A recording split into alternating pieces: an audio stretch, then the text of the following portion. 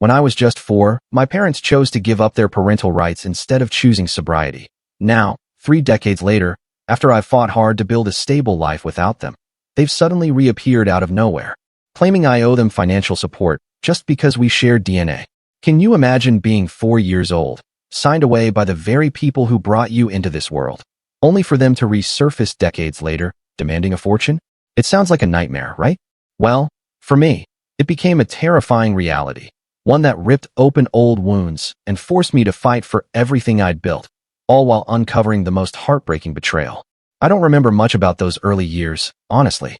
Just flashes, like my dad taking me to dark closets at night. A tiny, terrified thing, just so he could relieve himself. Or my mom, her eyes glazed over, emptying every last coin from my little piggy bank, then staying awake for 3 days straight on the meth she bought with it. It was a life I was too young to understand, but too old to forget. Child services finally stepped in after a neighbor saw me, a 4-year-old, wandering out of the house with a needle in my pocket. When they arrived, my parents, high as kites right there on the spot, didn't even put up a fight. They just voluntarily terminated their parental rights. Sign me away. No battle, no tears, just a casual dismissal of a child. That's when my grandmother, my mother's mom, became my entire world. Living with her, it was like being reborn into a different universe. She cooked for me, changed my diapers, even though I was a big kid by then. She worked 2, sometimes 3 jobs just to keep us afloat. Mornings in a sterile hospital cafeteria, evenings scrubbing offices. But no matter how exhausted she was, she never, ever missed a school play or a parent-teacher conference. Still, a part of me, a deeply naive part, clung to this fantasy that someday my birth parents would show up, reformed, ready to be a real family. So, from 7 to 14, I wrote them letters every single month. Grandma had their address, and even though she gently discouraged it, she never stopped me from sending them. I'd race to the mailbox every day, heart pounding, convinced this would be the day I'd get a reply. It never was. Not once. The breaking point, the moment I finally shattered, came during my high school graduation. I was valedictorian, and Grandma, bless her heart, had saved for months to throw me a party. 2 days before the ceremony, my phone rang. I hadn't heard his voice in 15 years, but I knew it instantly. My father. He said he'd heard about my graduation, that he wanted to attend. My hands shook as I gave him the details. I even reserved 2 seats in the front row, moving Grandma's oldest friends to make space for them. They never showed. I spent the entire ceremony, even while giving my own valedictorian speech, scanning the crowd, desperate. The empty seats in the front row seemed to mock me, a cruel, glaring reminder of their indifference. That night, while everyone else celebrated, I locked myself in the bathroom and just sobbed until I couldn't breathe. Grandma found me there, holding me as I finally, brutally, accepted the truth. To them, I was nothing more than a closed chapter. That pain, that raw, gut-wrenching pain, I channeled it. With Grandma's unwavering encouragement and the help of need-based scholarships, I pushed myself. I got into a top university for pre-med. Medical school followed, then a grueling residency in cardiac surgery that felt like a marathon of exhaustion and adrenaline. Grandma was there for every single milestone, even when she had to use a wheelchair. When I finally became an attending surgeon at 32, my first act, before anything else, was to pay off her mortgage and completely renovate her house. She deserved everything. My nephew, my cousin's son, had always been like a little brother to me. So when he got into medical school last year, but couldn't afford the tuition, I didn't hesitate for a second. I liquidated my investments, covered his first 2 years, about $120,000. It felt like completing a circle, giving him the support and foundation I'd been so lucky to receive from Grandma. And that's when they resurfaced. The call came on a Tuesday evening. I was reviewing surgical notes, the hospital quiet around me, when an unknown number appeared. My mother's voice was older, raspier, but utterly unmistakable. There was no hello. No. How have you been for the past 29 years? Just, I heard you're paying for David's medical school. My mouth went instantly dry. How did you get this number? I managed to ask. Just some digging around. Doesn't matter. Anyway, your sister needs help with college. My what? Your sister. She's 19. Pre-law at state. Very smart, but tuition is killing us. The casual way she said it, like we'd been chatting regularly, like she hadn't abandoned me, like I should somehow care about a sibling I'd never known existed. It made my stomach churn. I don't have a sister, I said, my voice tight. Don't be difficult, she responded, her tone laced with a sickening false familiarity. You helped your cousin's kid, but not your own sister. I hung up. I thought that would be that. I was so wrong. 2 weeks later, the lawsuit papers arrived at the hospital, creating a scene that still makes me cringe. My parents were suing me for $150,000, claiming something called filial responsibility under an obscure state law that makes adult children potentially liable for supporting indigent parents. Their argument? That by giving money to my nephew, I demonstrated the financial ability to support them and their daughter, my real sister, as they put it in the filing. What made this particularly excruciating was my background. I'm Chinese. In our culture, maintaining a respectful relationship with your parents, no matter how they treated you, is considered crucial. This was the exact angle my mother and father were taking. Suddenly, several of my parents' relatives, people who never once checked on me during my entire childhood, began calling, telling me I was bringing shame to the family by forcing my parents to sue. My lawyer, a brilliant woman, thought we should win, but she warned me these cases could get incredibly complicated, especially with that cultural component. She was genuinely concerned that, despite any sane person seeing I was in the right, I might actually lose.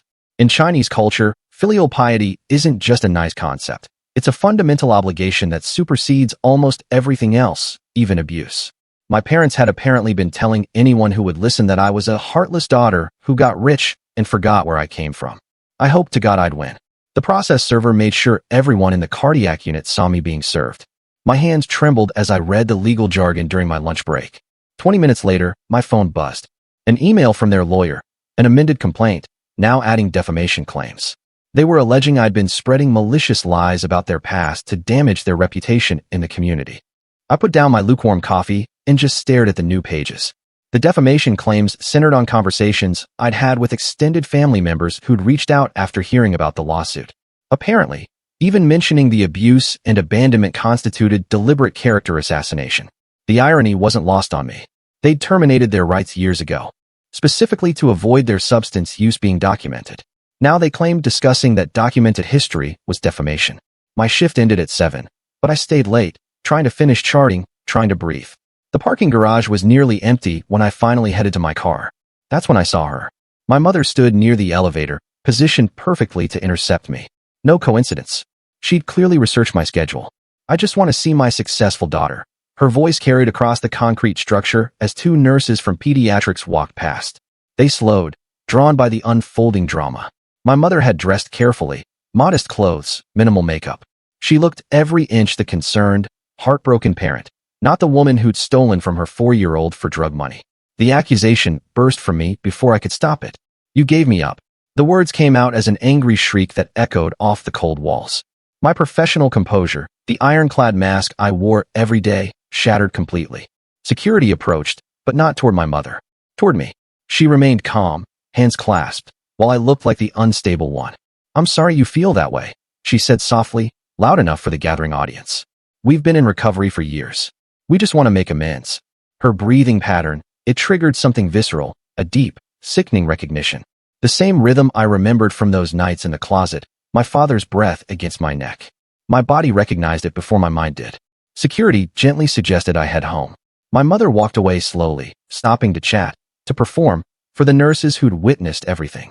I sat in my car for 20 minutes, hands shaking too badly to even grip the steering wheel. The next morning brought a new crisis. Dr. Martinez, my surgical partner, caught me between procedures. His daughter had a piano recital that evening, the same time as an emergency valve replacement. We alternated coverage for personal events, an unspoken agreement built over 3 years of working together. But tonight also happened to be when my lawyer could meet about the amended complaint. I made the choice that felt inevitable. Patient care came first. Always. I told Martinez I'd cover the surgery and rescheduled with my lawyer. What I didn't know, what they knew, was that my parents had been watching, waiting for exactly this kind of opening. While I spent 4 grueling hours in the OR, my hands deep in a failing mitral valve, my parents visited my grandmother's church. They arrived during her regular Wednesday night service, sitting in the back at first, then gradually moving forward as people recognized them. By the time I emerged from surgery, exhausted but triumphant, they'd established themselves as loving parents in recovery, trying desperately to reconnect with their estranged family. My phone had 17 missed calls. The first voicemail was from Grandma's friend, Mrs. Chun. "Your parents are here at church. They're telling everyone they're making amends. Your grandmother doesn't know what to do." The second came from my nephew, David, panic evident in his voice. "Auntie, the financial aid office called. They're saying there might be issues with my funding because of some lawsuit. What's happening? The third was from Grandma herself. Her voice was small and confused. They're saying they want to make things right, that they've been sober for years. I don't know what to believe. 3 crises erupted simultaneously. My patient began coding just as I was about to leave. I ran back into the adrenaline overriding exhaustion as my phone lit up with texts. My parents were now at Grandma's house. David's school was threatening to freeze his funding pending resolution of family financial obligations. Saving my patient meant missing any chance to intercept my parents. By the time her vitals stabilized and I could finally leave, they'd spent 2 hours with my grandmother, weaving their perfect narrative of redemption and reconciliation. My dedication to my patient, the very quality that made me a good doctor, had been weaponized against me. I drove to Grandma's house at midnight. She was still awake, sitting in her kitchen with a cup of tea that had long gone cold. The sickly sweet smell of my mother's perfume lingered in the air, different from what she used to wear, but somehow still recognizable. They seem different, Grandma said quietly. Your father goes to NA meetings. He has a sponsor. He showed me his 1-year chip. The next few days blurred together. My father's sponsor, apparently unaware of the full history, even offered to be a character witness for him. My parents had crafted their recovery narrative perfectly, taking just enough responsibility to seem genuine, while painting their lawsuit as a desperate, heartbreaking attempt to reconnect with their estranged daughter, who refused to forgive. David called again, confused and hurt. My mother had reached out to him directly, offering to help with his student loan paperwork. She said she has experience with financial aid from putting my aunt through college. He told me, that crack in his voice breaking my heart. Why didn't you tell me I had an aunt? My mother had found his weakness, the crushing weight of medical school debt, and positioned herself as helpful, understanding. She was already rewriting history, and David, overwhelmed with school and finances, was starting to listen. Then, I discovered the bank statements. It was by accident, during a home health check for Grandma. Her desk drawer was slightly open, and I saw the familiar logo of her old bank. Inside were statements showing withdrawals matching the dates of my childhood savings bonds. Bonds Grandma had helped me purchase with birthday money, report card rewards, every small achievement celebrated with a tiny investment in my future. The evidence was right there. Proof that my parents had cashed bonds meant for my education. But I was at Grandma's house as her medical proxy, checking her medications and blood pressure. Taking those documents would violate HIPAA regulations. I stood there, frozen. Evidence of theft, visible, but legally untouchable. That's when the visiting nurse arrived for Grandma's weekly check. She found me photographing the statements with my phone. The situation looked exactly like what elder abuse investigators warn about. Family members snooping through financial documents during medical visits. I'll need to document this, the nurse said carefully, her eyes sympathetic but professional. It's protocol when we observe family members accessing financial information during health visits. The hospital's legal department contacted me the next day. They needed my parents' medical histories for my malpractice insurance renewal. Standard procedure, but only my parents could provide their information. The trap was elegant. Refuse and risk my coverage. Or contact them, giving them more evidence that I was engaging with them. My insomnia worsened. I'd catch myself driving past their motel after shifts, a desperate need to know where they were, what they were planning, gnawing at me. My hypervigilance triggered Grandma's own memories of my father's departure. You're acting just like when your father left, she said one evening, watching me. Always watching the door, jumping at sounds. My trauma response, invisible for decades, now looked like instability. My parents joined the hospital auxiliary's Facebook group. Their first post included photos with patients. From the children's ward, volunteers in matching t-shirts, spreading cheer. When I screenshotted the post to send my lawyer, warning that they were infiltrating my workplace, I looked petty. Paranoid. The daily drive-bys continued. I couldn't stop myself. One afternoon, I followed my mother's car to the State University campus. My cousin saw me parked outside the law building and later asked why I was stalking them. The word stung, because it wasn't entirely wrong. I was tracking their movements, documenting their locations, building evidence that made me look obsessed. My parents' next move was masterful. They helped Grandma sign up for better Medicare supplemental insurance, genuinely saving her money on prescriptions. But now they controlled her coverage details, creating leverage over her medical decisions. My father's signature on the forms was dated. The same date, I realized with a chill, as one of the closet incidents I documented in therapy years ago. Exhaustion affected my work. I caught myself about to administer the wrong dosage of heparin, correcting just in time. No harm done, but the incident report noted family stress affecting performance. The words would sit in my file. Evidence of declining capability. My best friend Sarah wanted to support me, but her husband, a social worker, laid out the brutal reality. If I officially support your claims about your grandmother's living situation, I'm mandated to report. CPS would have to investigate her living conditions, too. The system designed to protect was forcing my allies to choose between friendship and legal obligation. Colleagues whispered after finding me crying in the supply closet between surgeries. Someone posted in a concerned medical professionals Facebook group about the unstable doctor whose family drama was affecting patient care. I realized with growing horror that my professional reputation, built over decades, was crumbling in real time.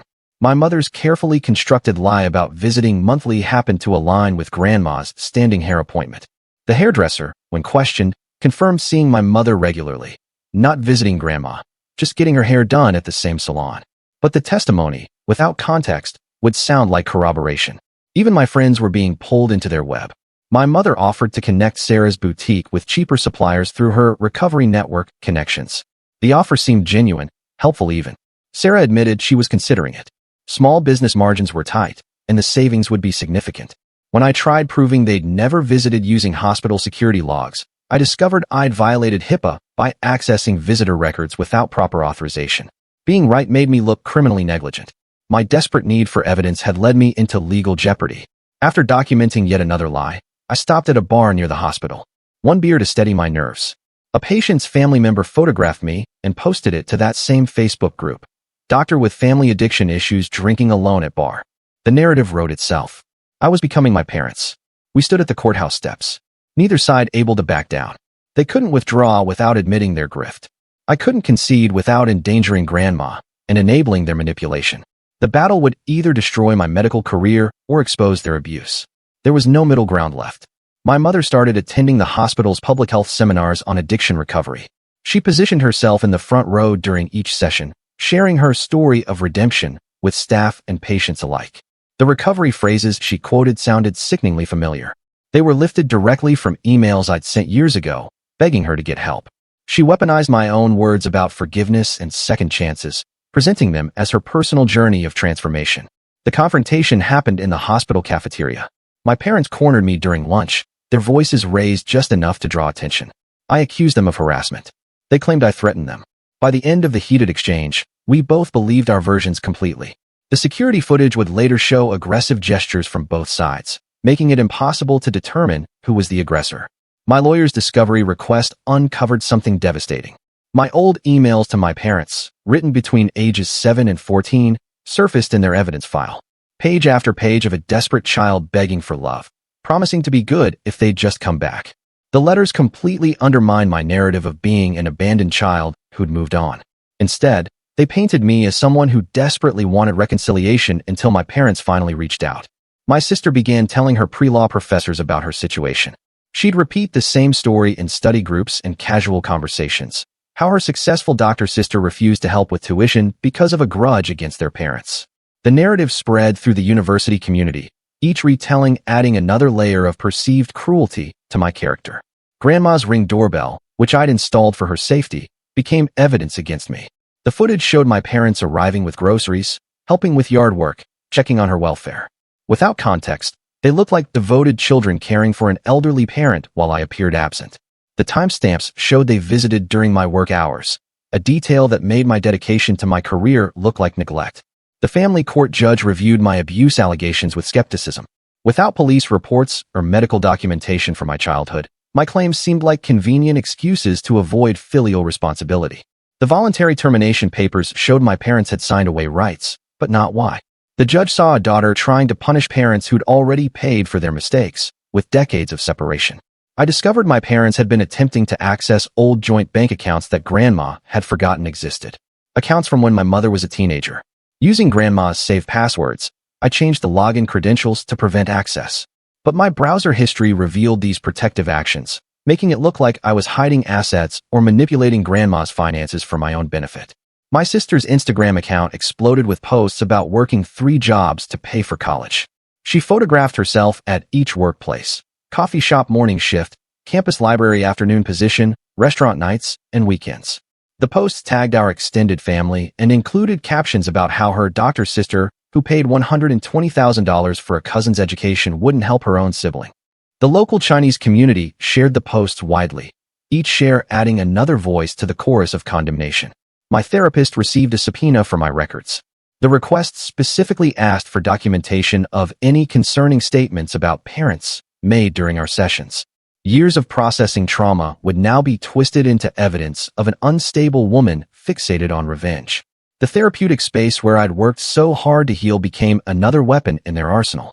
I attempted to record my father during a chance encounter at the grocery store, but he spotted my phone immediately, loudly announcing that I was trying to manufacture evidence. Other shoppers turned to stare as he played the victim, a father being persecuted by a vindictive daughter. The incident report filed by store security described me as the aggressor. My parents volunteered to handle Grandma's doctor appointments, presenting themselves as caring children stepping up while I was too busy with work. They now controlled her medication schedule, appointment times, and had access to her medical information.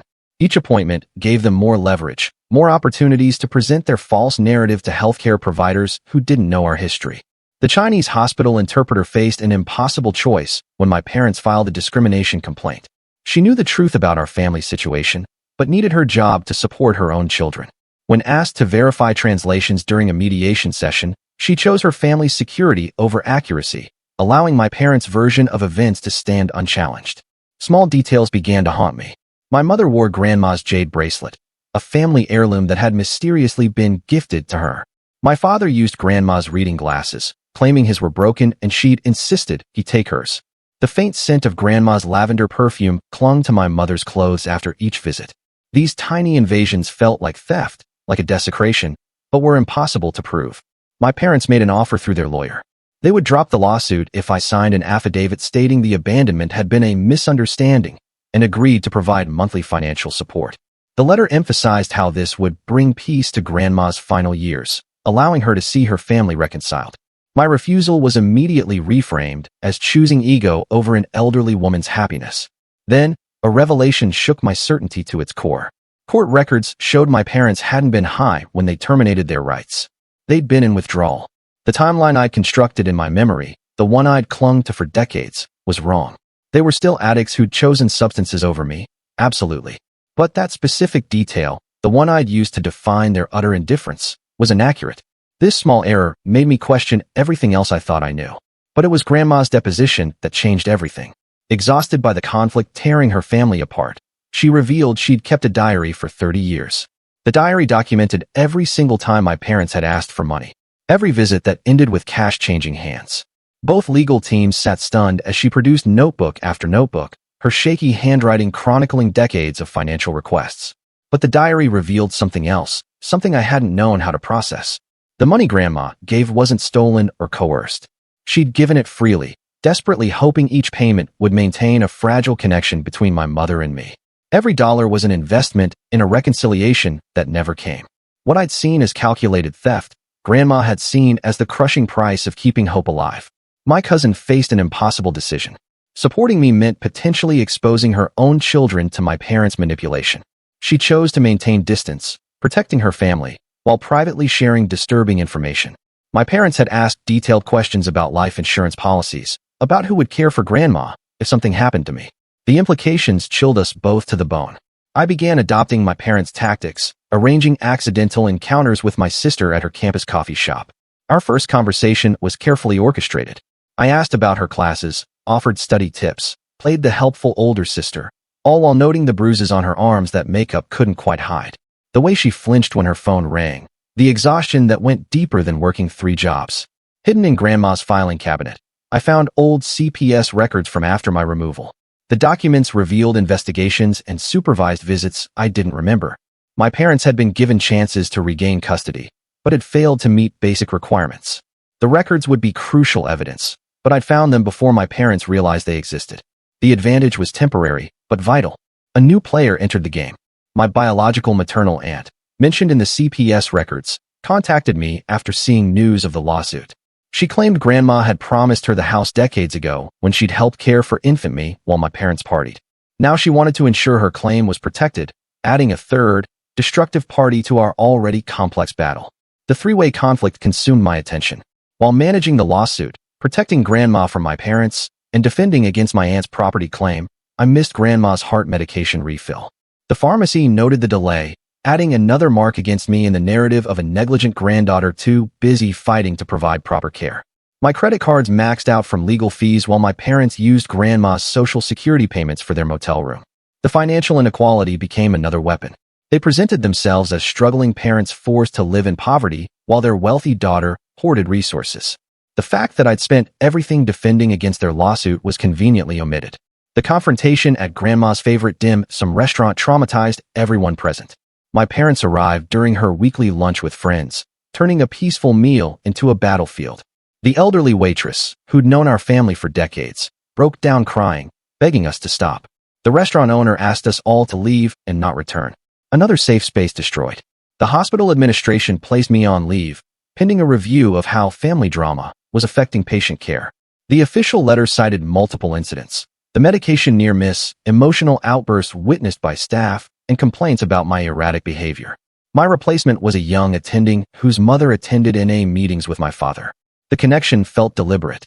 Another calculated move in their chess game. I slept in my car in the hospital parking garage, too exhausted to drive home, but unable to face my empty apartment. Meanwhile, my parents told everyone at church they were caring for the mother who disowned them, painting themselves as saints, returning good for evil. The narrative spread through the congregation, each retelling adding another layer of martyrdom to their image. Grandma's plea broke through my determination. She found me organizing evidence files at her kitchen table, surrounded by bank statements and legal documents. Her words were simple but devastating. She begged me to let it go before the fight consumed me too. She was tired of being the prize in a war between her daughter and granddaughter.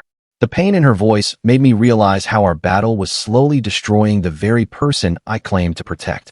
My investigation into my parents' past began affecting innocent people. A young resident who'd provided information about their hospital visits faced disciplinary review for violating patient confidentiality. Her daughter's innocent question about why mommy was sad added another crushing weight to my conscience. Her husband threatened divorce if she remained involved with an unstable colleague's family drama. Despite knowing the destruction I was causing, I couldn't stop. The compulsion to gather evidence, to prove my truth, overrode everything else. Each person who tried to help became collateral damage. Their careers and relationships strained. By association with my toxic situation. The very qualities that made me a good surgeon, determination, focus, refusal to give up, were now destroying lives around me. David's question, during a late-night paperwork session, stopped me cold. He asked, what if Grandma actually wanted to help them? The simple query exposed an assumption I'd never examined. Was I truly protecting Grandma, or was I using her as a weapon in my own war? My inability to immediately answer revealed more than any accusation could. Desperate to counter the unstable narrative, I made a calculated disclosure. During a staff meeting about the importance of mental health support, I publicly revealed my psychiatric hold during residency. The admission was meant to show I'd sought help and recovered, but it backfired. Now I wasn't just unstable. I had a documented history of mental health issues that my parents could exploit. The CPS records revealed another devastating truth. My parents had another child after my removal. The supervised visit notes showed concerning behavior, but no formal abuse reports were filed. They'd been given another chance, while I couldn't protect a sister I didn't know existed. The guilt of this discovery ate at me. If I'd known, could I have saved her from whatever happened in that house? My parents' lawyer filed an emergency motion to advance the trial date, citing Grandma's declining health. The move caught us completely off guard. My lawyer was at a conference and couldn't respond immediately. The expedited timeline meant less time to prepare, less time to gather evidence, less time to build our defense. Another tactical advantage gained through careful planning. In a moment of painful clarity, I realized my mother genuinely believed she deserved support. In her mind, the best years of her life were sacrificed to addiction, caused by postpartum depression. She'd constructed a narrative where she was the victim, where her children owed her for the suffering she'd endured. The delusion was complete and unshakable. My father's motivations were more complex. Shame about failing his family, mixed with a genuine belief that my success somehow belonged to him. In his twisted logic, my achievements were only possible because he'd given me up. Therefore, he deserved compensation for his sacrifice. The entitlement was breathtaking in its narcissism. The investigation reached a new low when I decided to use Grandma as bait. I arranged for her to mention a non-existent inheritance during a phone call, knowing my parents would immediately reveal their true intentions. The plan worked. They immediately began asking detailed questions about amounts and access. But I'd broken my promise to keep Grandma out of the direct conflict, crossing a line I'd sworn to respect. The kind doctor who'd always worked within the rules was disappearing. In her place stood a calculating strategist Grandma wouldn't recognize. I manipulated conversations, set traps, used people's trust against them. Each victory felt hollow because it required becoming someone I despised. The transformation was necessary, but soul-crushing. Evidence finally came through my sister. During a late-night study session, exhausted and vulnerable, she admitted her parents had coached her testimony. She showed me text messages with specific phrases to use, stories to tell, emotions to display. The admission was recorded on my phone, hidden in my backpack. But watching her cry about losing the only family she'd known made the victory taste like ash. We sat in the courthouse bathroom, both crying for different reasons. She wept for parents who used her as a weapon. I wept for the sister I couldn't save, and the innocence we'd both lost. The moment of connection was real, but it couldn't overcome the circumstances that divided us. We returned to opposite sides, both victims of the same manipulators. My parents' counterclaim for emotional distress found sympathy with the elderly judge. He saw a family torn apart, adult children fighting over money while an elderly woman suffered. The nuances of abuse and manipulation were lost in the simple narrative of filial impiety. My parents' tears seemed genuine to someone who didn't know their talent for performance. Everything hinged on Grandma's testimony, but her memory issues, exacerbated by stress and medication changes, made her an unreliable witness. She confused dates, mixed up events, and sometimes forgot which daughter was which. My parents' lawyer would exploit every inconsistency, every moment of confusion, to discredit her account. My past kindness became another weapon against me. I taught my sister basic medical concepts during our coffee shop meetings, helping her understand anatomy for her pre-law required science credits. Now, she asked why I'd help her with homework, but not help our mother with basic expenses. The question, delivered with genuine confusion, cut deeper than any accusation. The medical community divided sharply. Colleagues who dealt with addicted family members understood the manipulation tactics and supported me quietly. Others, particularly those who believed in redemption and second chances, saw me as unforgiving and cruel. The hospital cafeteria became a battlefield of whispered conversations and chosen sides. Research into filial responsibility law revealed a harsh reality. The statute required ability to pay, but made no allowances for emotional abuse without documentation. Abandonment alone wasn't an exemption unless accompanied by criminal convictions or restraining orders from the time of the abuse. My parents had been clever enough to avoid creating that paper trail. I called in a 30-year favor from Grandma's friend at the hospital cafeteria. She'd witnessed my parents' visits over the years, seen them leave with cash, while Grandma went without new clothes or proper groceries. Her testimony would establish a pattern of financial exploitation, but she made it clear she wouldn't risk her pension by admitting she'd helped hide assets from them. The friend testified carefully, confirming the pattern of taking money while providing no real support. But without admitting her own involvement in protecting Grandma's resources, her testimony lacked the full impact. She walked a tightrope between truth and self-preservation, another casualty of my parents' manipulation. The hidden diary revealed something darker during cross-examination. Grandma had documented veiled threats my father made during visits. Comments about accidents happening to elderly people living alone, observations about her medication schedule, mentions of how easy it would be for someone to fall downstairs. She'd kept meeting them anyway, believing her presence prevented worse outcomes. The courtroom fell silent as the prosecutor read entry after entry of documented intimidation. My hands trembled as I watched Grandma explain her reasoning. She'd gathered evidence while staying vulnerable, choosing potential danger over losing all connection to her daughter. The sacrifice stunned everyone present, including my parents' lawyer, who shuffled papers nervously. The safety deposit box key appeared in Grandma's purse during a recess. She'd maintained it secretly for years, paying cash to avoid paper trails. Inside, we discovered recordings she'd made using an old cassette player hidden in her knitting basket. The tapes captured my parents discussing their financial demands, planning their manipulation tactics, even laughing about my emotional letters.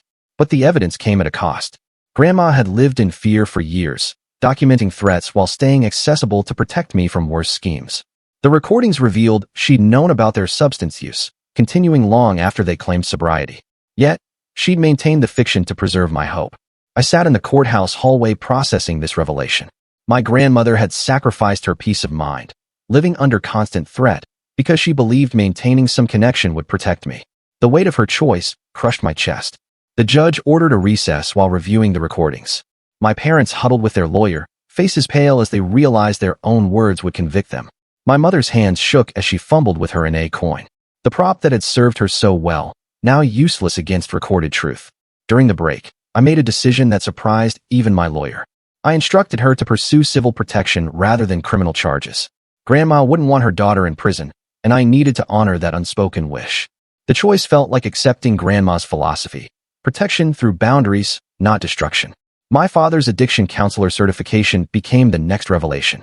The document listed his sobriety date as 18 months ago, directly contradicting his testimony about visiting Grandma while clean for years. Bank records showed withdrawals from Grandma's account during his supposed recovery period. I presented the timeline without attacking their recovery journey. The facts spoke clearly. Financial exploitation had continued during active addiction, not despite recovery.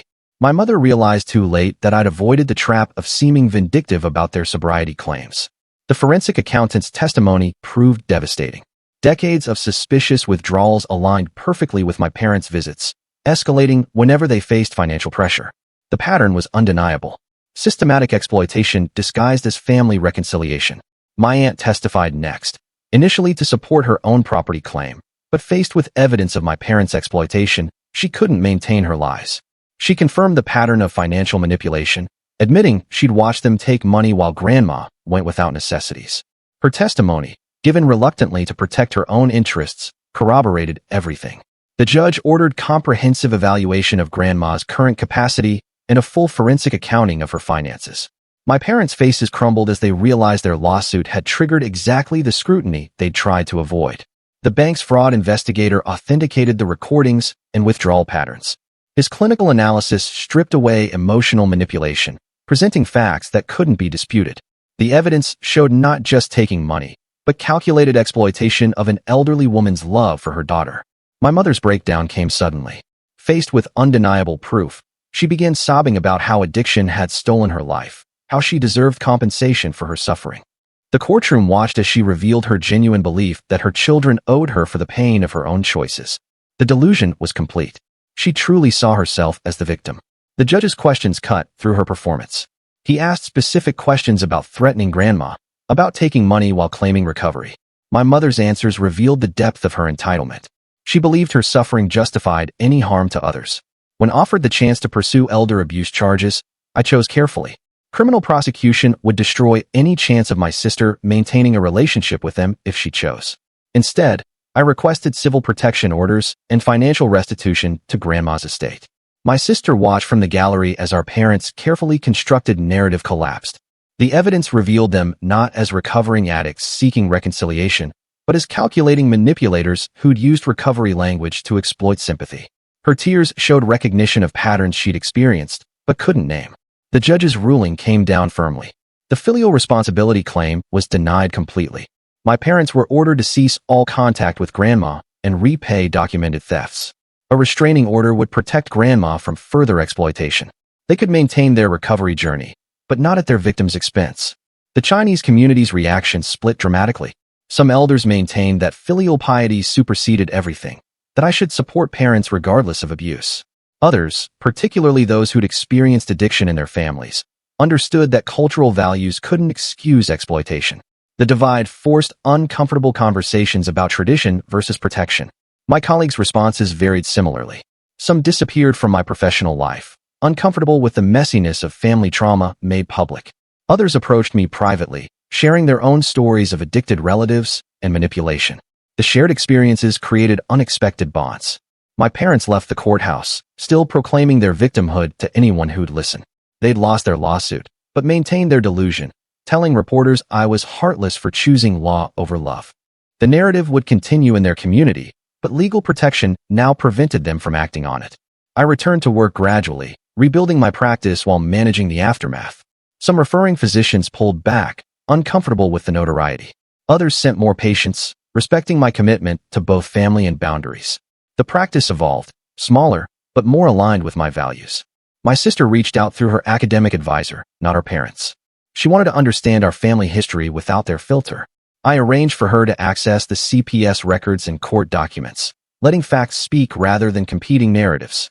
The trust fund I established for her education came with ironclad protections. Our parents could neither access nor influence the funds. She could pursue her dreams without their financial manipulation, breaking the cycle that had trapped previous generations. David's funding was restored once the court ruled against my parents' claims. He threw himself into his studies with new appreciation for the sacrifice behind his education. Our relationship deepened through shared understanding of family dysfunction and the choice to break free. Grandma's relief was palpable. The constant anxiety of managing her daughter's demands while protecting me had lifted. She could finally live without fear of manipulation or threats. Her health improved markedly once the stress ended. We established new routines with clear boundaries. I managed Grandma's medical care while a court-appointed fiduciary handled her finances. The separation protected both of us from future accusations while ensuring her needs were met. My sister and I began building a relationship independent of our parents. Coffee meetings became study sessions, then genuine conversations about our different but connected traumas. We couldn't recover our lost childhood, but we could choose our future relationship. The hospital's review concluded with recommendations for better support systems for staff facing family crises. My experience had exposed gaps in their employee assistance program. Changes implemented afterward would help future colleagues navigate similar situations. Some bridges burned couldn't be rebuilt. Friendships strained by my investigation never recovered. Professional relationships damaged by my perceived instability remained distant. The cost of protecting Grandma included permanent losses I had to accept, but unexpected connections emerged. Healthcare workers who'd hidden their own family traumas found courage to seek help. The Chinese community's younger generation began questioning blind filial piety that enabled abuse. My story, painful as it was, sparked necessary conversations. 6 months later, I sat with Grandma during her cardiac checkup. Her vitals showed the improvement that came with reduced stress. We didn't discuss my parents or the trial. Instead, she taught me to knit, the skill she'd used to secretly record evidence, now repurposed for healing. My sister texted about her first-year grades. All A's, despite everything. She'd channeled her pain into purpose, much like I had years ago. The cycle of destruction had broken, replaced by conscious choices to build rather than tear down. The restraining order held firm. My parents' attempts to circumvent it through flying monkeys failed when faced with legal consequences. They'd moved to another state, spreading their narrative to new audiences who didn't know the full story. I kept the trial transcripts in my office safe, not as weapons, but as reminders. The documents proved that choosing protection over exploitation wasn't cruel, but necessary. Cultural values that demanded suffering and silence had no place in my life. Grandma's 85th birthday arrived peacefully. No unexpected visitors, no manipulation, no threats. Just family who'd chosen protection over performance, boundaries over bondage. We celebrated quietly, safely, finally free from the fear that had shadowed decades. The scars remained. Trust came slowly. Hypervigilance lingered, and family gatherings still triggered anxiety. But healing happened in small moments. Grandma laughing freely, my sister calling just to chat, David thanking me for showing him that love includes limits. My parents' lawsuit had intended to destroy me. Instead, it exposed their exploitation and freed generations from their manipulation. Justice came not through vengeance, but through boundaries that protected while allowing space for their own journey. I returned to surgery with renewed purpose. Each patient received the full focus I could give, because my personal life no longer hemorrhaged energy into endless crisis. The dedication that my parents had weaponized now served its intended purpose, healing others while maintaining healthy limits. The ending wasn't clean or complete. Trauma doesn't resolve neatly, and family dysfunction leaves lasting marks. But we'd chosen truth over comfortable lies, protection over cultural expectations, and genuine love over performed obligation.